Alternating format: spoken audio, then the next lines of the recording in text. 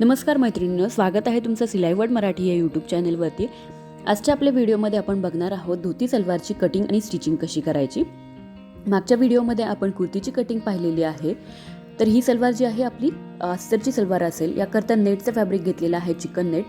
हे मी साधारण 3 मीटर घेतलेलं आहे आणि अस्तर देखील क्रॉपचं अस्तर घेतलेलं आहे। क्रेपचं अस्तर ज्याला आपण म्हणू शकतो, क्रॉप किंवा क्रेप दोन्ही म्हणू शकता, ते देखील मी इथे 3 मीटर घेतलेलं आहे।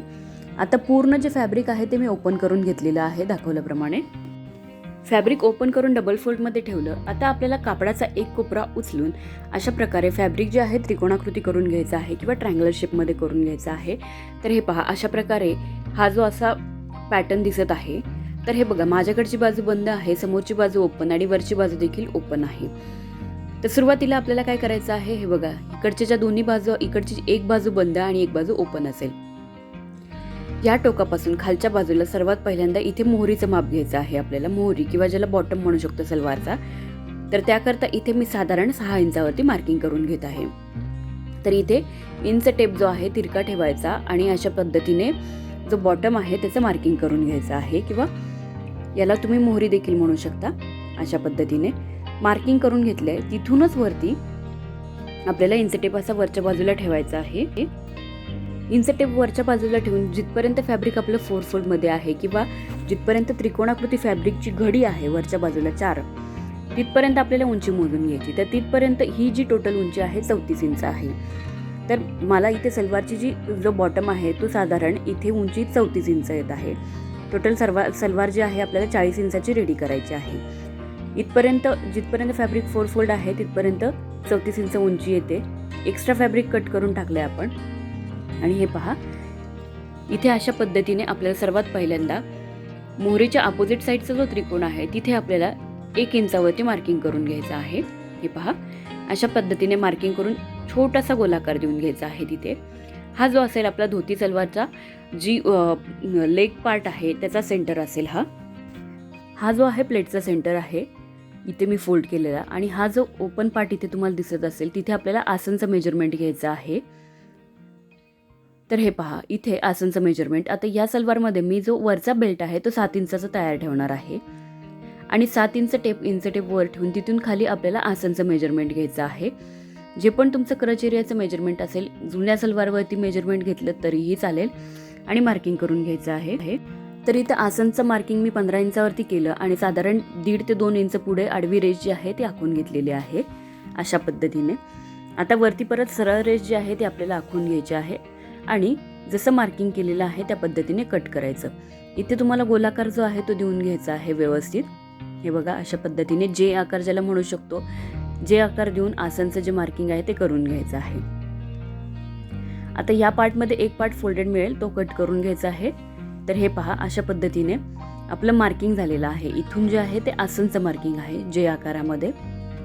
त्याचबरोबर इथे खाली मोहरीचं मार्किंग केलेलं आहे आपण 6 इंचावरती, आणि जी इकडची अपोजिट पार्ट आहे तिथे आपण 1 इंचावरती गोलाकार मार्किंग केलेलं आहे। तिथे आपले धोती सलवारचा सेंटर पार्ट आहे।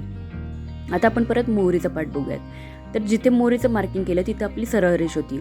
तर आता इथे गोलाकार देताना असा वरच्या बाजूने, त्या लाईनच्या वरच्या बाजूने थोडासा गोलाकार, थोडासा कर्व जो आहे तो आपल्याला देऊन घ्यायचा आहे, जेणेकरून ही जी मोहरी आहे ती अशा गोलाकारमध्ये कट केली तर कुठेही त्रिकोणी पार्ट जो आहे तुमचा निघत नाही किंवा अशी टोकं येत नाही, म्हणून हा थोडासा गोलाकार देऊन घ्यायचा। आपण यामध्ये जी मोहरी यूज करणार आहोत, बडवा मोहरी लावणार आहोत आपण इथे। हे पहा, कटिंग झालेलं आहे आपलं। एक पार्ट फोल्डेड आहे तिथला तो आपण कट करून घेणार आहोत। हे पहा, इथे तुम्हाला दिसत असेल, ज्यावेळी कापडाची घडी घालतो त्यावेळी एक पार्ट फोल्डेड येतो। आता जे उरलेलं फॅब्रिक आहे त्यातून आपल्याला बेल्टची कटिंग करून घ्यायची आहे। तर हे पहा, दाखवल्याप्रमाणे फॅब्रिक डबल फोल्डमध्ये आहे इथे, आणि साधारण इथे मी मार्किंग करून घेणार आहे 23 इंचावरती, 23 ते 24 इंचावरती। तुमचं जे पण बेल्टचं मेजरमेंट असेल किंवा सीट घेरचं जे मेजरमेंट आहे त्याच्यामध्ये साधारण 4 ते 5 इंच मोठा बेल्ट तुम्हाला घ्यायचा आहे। आता बेल्टची उंची घेताना 7 इंच आपल्याला तयार ठेवायचा आहे, आणि कट करताना आपण बेल्ट जो आहे त्याची उंची 9 इंच घेणार आहोत, जेणेकरून वरच्या बाजूला जो नेफा पट्टी ज्याला म्हणतो ती फोल्ड करण्यासाठी, इलास्टिकसाठी आपल्याला लागेल। तर हे पहा, इथे पूर्ण पार्टची कटिंग झालेली आहे। सेम याच पद्धतीने आपल्याला जे अस्तरचं फॅब्रिक आहे त्याची देखील कटिंग करून घ्यायची आहे. तर हे पहा, अशा पद्धतीने तुम्हाला दिसत असेल हा सेंटरचा पॉईंट आहे प्लेट्सचा, खालच्या बाजूने मोहरी आहे आणि ह्या दोन्ही साईडला आसन आहे. आता मी हे पहा खाली जे आहे नेटचं फॅब्रिक ठेवलेलं आहे आणि त्यावरती सेम त्याच पद्धतीने अस्तर कट करून ठेवलेलं आहे मी. आता हे जे अस्तर आहे ते पूर्ण आपल्याला सरळ एकतर व्यवस्थित अंथरून घ्यायचं आहे नेटच्या फॅब्रिकवरती, कुठेही गोळा होता कामा नये आणि पूर्ण अस्तर पिनने सिक्युअर करून शिवून घ्यायचं आहे. मोहरीचा पार्ट साईडने म्हणजे चारही बाजूने तुम्हाला हे पूर्ण अस्तर जे आहे शिवून घ्यायचं आहे. असा जो दुसरा पार्ट आहे त्यालाही आपल्याला अस्तर जे आहे अटॅच करून घ्यायचं आहे. बेल्टचा जो आपला पार्ट आहे म्हणजे वरचा जो नेफा पट्टी ज्याला आपण म्हणू शकतो त्याला देखील आपल्याला अशाच पद्धतीने अस्तर जे आहे ते अटॅच करून घ्यायचं आहे. हे पहा, इथं मी अस्तर अटॅच करून घेतलेलं आहे. पूर्ण जो नेटचं फॅब्रिक आहे त्याला मी अस्तर लावून घेतलं. त्याचबरोबर बेल्टला देखील अस्तर लावून घेतलेलं आहे. आता बेल्टचे जे आहेत मी 2 पार्ट केलेले आहेत, म्हणजे पुढचा एक पार्ट किंवा मागचा म्हणजे जो पूर्ण टोटल बेल्ट आहे तो मी 2 पार्टमध्ये कट करून घेतला. 2 पार्टमध्ये कट करून घेतल्यानंतर मी बेल्टचा सेंटर करून घेतलेला आहे. अगदी सोपी पद्धत सांगते, या पद्धतीने तुम्ही बेल्ट कट करून घेतलात ना तर खूप प्लेट्स ज्या आहेत त्या खूप साध्या सोप्या पद्धतीने तुम्हाला इथे टाकता येतील. आता 1.5 इंचाचं जे आपलं मार्किंग होतं तिथे आपल्याला असं मार्किंग करून परत एकदा हे बघा दोन्ही मेन फॅब्रिक समोरासमोर ठेवून अशा प्रकारची प्लेट घ्यायची आहे. हे बघा मी असं फोल्ड केलं आणि इथे शिवून घेतले. तर ही झाली आपली सेंटरची प्लेट. ही झाली धोती सलवारची सर्वात जी सेंटरला प्लेट असते पायाची ती प्लेट झाली. आता आपल्याला बेल्ट घ्यायचा आहे. हे पहा, आपण सुरुवात करूयात प्लेट्सला. ही जी आहे आसनची बाजू आहे. आता आपण आसनच्या बाजूपासून बेल्ट लावायला सुरुवात करणार आहोत किंवा प्लेट्स भरायला सुरुवात करणार आहोत. तर सुरुवातीला इथे आसनची बाजू घेतलेली आहे आणि मेन फॅब्रिक सरळ ठेवलेलं आहे. आता आपल्याला काय करायचं आहे, बेल्टचा सरळ पार्ट म्हणजे बेल्टचं मेन फॅब्रिक आणि खालचा जो बॉटम आहे किंवा लेगचा पार्ट आहे त्याचं मेन फॅब्रिक समोरासमोर ठेवायचं आहे. अशा पद्धतीने 1 इंचापर्यंत आपल्याला सरळ साधारण 1 ते अर्धा इंच सरळ स्टिच करून घ्यायचं. त्यानंतर बेल्ट वरच्या बाजूला करायचा आणि अशा पद्धतीने प्लेट्स घ्यायच्या. साधारण 1 ते 1.5 इंचाची प्लेट आपल्याला इथे घ्यायच्या आहेत. आणि प्लेट्सचं इथे डायरेक्शन तुम्ही बघा. हे बघा, सगळ्या प्लेट्सचं डायरेक्शन स्वतःच्या बाजूला करायचं आहे. जिथपर्यंत ती सेंटरची प्लेट आहे ती सेंटरची प्लेट आणि बेल्टचा जो सेंटर आपण मार्क केलेला आहे ते दोन्ही एकत्र यायला हवं. एवढ्या प्लेट्स आपल्याला तेवढ्या पार्टमध्ये म्हणजे पूर्ण बेल्टचा अर्धा पार्ट करायचा आणि जो अर्धा पार्ट केलेला बेल्ट आहे त्याचा सेंटर करून जो पूर्ण लेगचा पार्ट आहे त्याच्या प्लेटचा डावीकडची बाजू अर्ध्या पार्टमध्ये आणि उजवीकडची बाजू ही बेल्टच्या अर्ध्या पार्टमध्ये अशा पद्धतीने आपल्याला प्लेट्स घ्यायच्या आहेत. तर हे पहा, इथे सर्व प्लेट्सचं डायरेक्शन मी माझ्या बाजूने करत आहे आणि एकाखाली एक अशा पद्धतीने प्लेट्स इथे यायला हव्या. कुठेही प्लेट ही जी आहे सुटायला नको किंवा प्लेटचा एक पार्ट जो आहे बऱ्याचदा काय होतं की एकावर एक प्लेट घेताना आतला जो पार्ट आहे तो सुटला जातो. तर व्यवस्थित अशा प्लेट्स बनवून घ्यायच्या आहेत आणि बेल्ट पण आपल्याला त्याच वेळी अटॅच करून घ्यायचा आहे. आता हे पहा, जवळच आपला जो सेंटर केला होता आपण प्लेटचा जो सेंटर प्लेट जी आपण शिवून घेतलेली आहे ती पण आता जवळ येत आहे. तर हे पहा, ही जी आहे हे पूर्ण फॅब्रिक अर्ध्या पार्टमध्ये, त्यानंतरचं जे उरलेलं दुसरं साईडचं जे फॅब्रिक आहे त्याला अपोजिट साईडने आपल्याला प्लेट्स टाकायला सुरुवात करायच्या आहेत. जसं मी दाखवत आहे तसंच तुम्ही त्याच पद्धतीने प्लेट्स ज्या आहेत त्या भरून घ्यायच्या आहेत. इथे तुम्ही एक प्लेट जी आहे ती व्यवस्थित याच्या पद्धतीने किंवा हाताने शिवून घेतली सुई दोऱ्याने तरीही चालेल किंवा पिनने सिक्युअर करून घ्यायची आहे. ज्या टाचण्या असतात त्या टाचण्यांनी इथे तुम्ही प्रत्येक प्लेट जी आहे ती शिवून घेतली तरीही चालेल. आता एका बाजूच्या प्लेट्स ज्या आहेत आपल्या टाकून झाल्या, एका बाजूच्या म्हणजे अर्ध्या पार्टच्या. आता हा जो आला तो सेंटर आला आणि इथे जी आहे सेंटर प्लेट आहे. तर हे बघा, सेंटर जवळ आलेला आहे आपला इथे. तर जेवढं पण उरलेलं फॅब्रिक आहे ते आपल्याला अशाच पद्धतीने इथे व्यवस्थित सेट करायचं आहे जेणेकरून प्लेटचा सेंटर आणि बेल्टचा जो सेंटर आहे ते मॅच व्हायला हवे. तर हे बघा, सेंटर आलेला आहे आणि परफेक्टली मॅच झालेला आहे. दोन्ही मॅच करत आपल्याला इथे व्यवस्थित जे आहे हा पार्ट शिवून घ्यायचा आहे.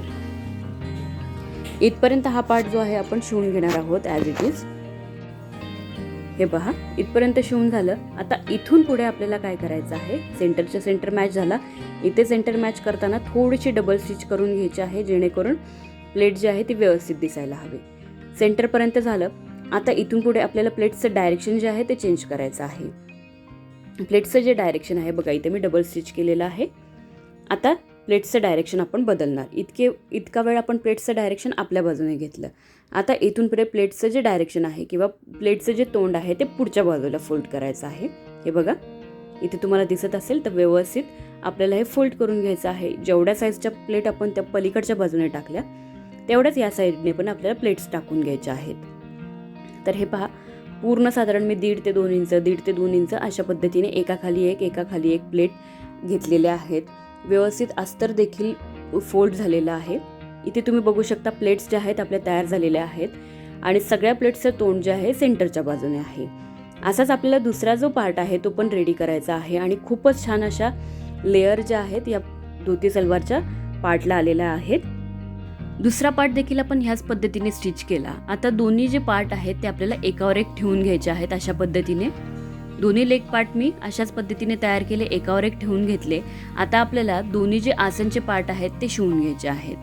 आसनचे पार्ट शिवून घेतल्यानंतर आपल्याला मोहरी अटॅच करायची आहे.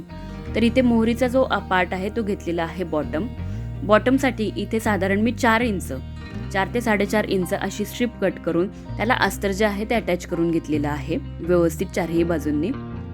इथे तुम्ही जे आहे आपण बडवा मोहर यूज करणार आहोत. तर हे पहा, आता हे जे आहे दोन्ही मेन फॅब्रिक समोरासमोर आपल्याला ठेवून घ्यायचे आहेत. हे पहा अशा पद्धतीने आणि पूर्ण स्ट्रीप जी आहे ती आपल्याला स्टिच करून घ्यायची आहे. बॉटमसाठी स्ट्रीप इथे मी स्टिच करून घेणार आहे व्यवस्थित. इथे तुम्ही साधारण मोठ्यात मोठी म्हणजे 6 इंचापर्यंत देखील मोहरी जी आहे यूज करू शकता. हे बघा, अशा पद्धतीने स्टिच करून वरच्या बाजूने मी टॉप स्टिचेस करून घेतलेले आहेत. आता हे पहा, अशा पद्धतीने आपल्याला ही मोहरी जी आहे ती आतल्या बाजूला फोल्ड करून घ्यायची आहे. बॉटम जो आहे तो व्यवस्थित आपण इथे फोल्ड करून घ्यायचा आहे, स्टिच करायचा. यामध्ये कॅनव्हास टाकलं तुम्ही तरी चालेल किंवा बॉटम स्ट्रीप जी आहे ती यूज केली तरी चालेल. अशाच पद्धतीने दुसरं पण आपल्याला रेडी करायचं आहे. हे बघा, दोन्ही पार्टमध्ये आपण अशाच पद्धतीने मोहरी किंवा बॉटमचा जो बेल्ट आहे त्याला आपण अटॅच करून घेतलेले आहे. दोन्ही बॉटम्स रेडी झालेले आहेत. आता आपल्याला सलवारला जी आहे ती फिटिंग करून घ्यायची आहे. व्यवस्थित हे बॉटम फोल्ड करून घ्यायचे. आता याकरता हे पहा, सलवारचा एक जो आसनचा पार्ट होता आपण स्टिच करून घेतलेला होता.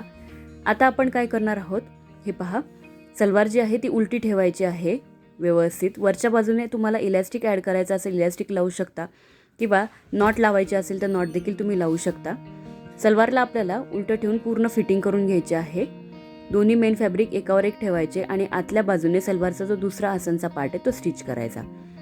आसनचा पार्ट स्टिच करताना इथे ठरवा तुम्ही इलॅस्टिक इन्सर्ट करायचा आहे की नॉट इन्सर्ट करायची आणि फिटिंग करून घ्यायची आहे. सलवारला व्यवस्थित अशी आसनचा पार्ट जॉईंट करून घ्यायचा आहे. तर बघा मैत्रिणींनो, सुंदर अशी धोती सलवार जी आहे आपली इथे तयार झालेली आहे. तुम्ही बघू शकता किती छान याला प्लेट्स आलेल्या आहेत आणि आपण इथे अस्तरची किंवा नेटची धोती सलवार बघितलेली आहे. तर मैत्रिणींनो, व्हिडिओ कसा वाटला हे कमेंट्स करून नक्की कळवा. चॅनलला लाईक करा, शेअर करा आणि सबस्क्राईब करा. खाली दिलेल्या बेल आयकॉनवर क्लिक करा म्हणजे येणाऱ्या प्रत्येक व्हिडिओची नोटिफिकेशन तुम्हाला नक्कीच मिळेल. I remember the days, always at the same place, the same people every day. I will never forget this black old Corvette.